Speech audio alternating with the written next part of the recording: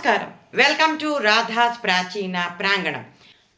ఇందాకటి ఎపిసోడ్లో అర్జునుడు సుభద్ర కూడా కృష్ణుడి సహాయంతో వివాహం ఆడతారని, అలాగే ఆమె ఇంద్రప్రస్థానికి వెళ్ళి అక్కడ గర్భం దాలుస్తుందని తెలుసుకున్నామండి. ఇలా ఈమె అభిమన్యుడు కడుపుతో ఉన్నప్పుడు అర్జునుడు ఈ విలువిద్య అన్ని చెప్తూ ఉంటాడు. అంటే తన కొడుకుకి అంత మంచి అవుతుందని ఆ యుద్ధ విద్యలన్నీ తను చెప్పమని చెప్తుంది. అర్జునుడు రోజు ఏదో ఒకటి అలా చెప్తూ ఉండేవాడు. లోపల ఉన్న బిడ్డ అలా వింటూ ఉండేదని అలా అనుకునేవారు అనమాట. అయితే ఒక రోజున పద్మవ్యూహంలోకి వెళ్ళటం గురించి అన్ని వివరంగా వివరిస్తూ ఉంటాడు అర్జునుడు.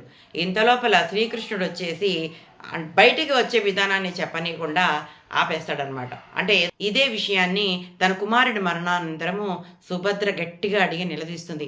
ఆ రోజే కనుక నా కొడుకు ఇవన్నీ వినుంటే తిరిగి రావటం కూడా నేర్చుకుని ఉంటే అతనిని మించిన యోధుడు ఉండేవాడు కాదు, నీ వల్లే నా కొడుకు చచ్చిపోయాడు అని చెప్పేసి చాలా నిలదీసి అడుగుతుంది. ఆవిడ మనసులోనే ఆవేదన చెంది మనసులోనే చాలా బాధగా ఉండి ఇంకా తన కుమారుడు పోయిన తర్వాత ఆమె జన్మలో నవ్వలేదుటండి. పాండవుల వనవాస సమయంలో ఈ సుభద్ర తన కొడుకైనటువంటి అభిమన్యుడితోటి పుట్టింట్లో ఉండేదండి.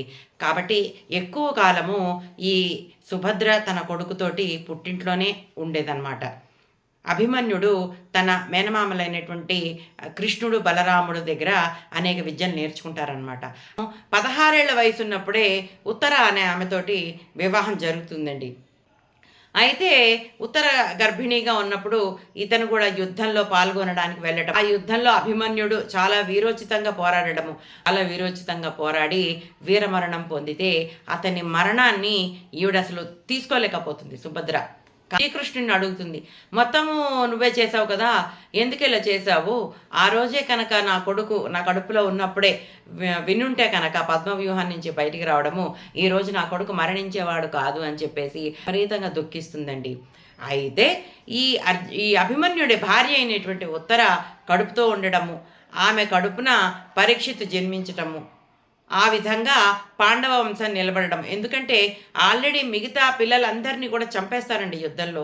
అంటే ఈ పాండవులకి పుట్టిన మిగతా అందరి పిల్లల్ని ఇంక్లూడింగ్ ద్రౌపదికి పుట్టిన ఉప పాండవుల్ని కూడా చంపేస్తారు యుద్ధంలో. ఇంకా మిగిలింది ఈ ఉత్తర గర్భంలో ఉన్నటువంటి ఏకైక వారసుడు, అతడే పరీక్షిత్తు. ఈమె చరిత్రలో ఒక వీరుని చెల్లెలుగా, వీరుని భార్యగా, వీరుని తల్లిగా పాండవ వంశం నిలబడడానికి ముఖ్య కారకురాలు ఈ సుభద్ర అయిందండి. వచ్చే సంచికలో మరొక మదర్ తోటి మేము ముందరకు వస్తాను. అంతవరకు సెలవు.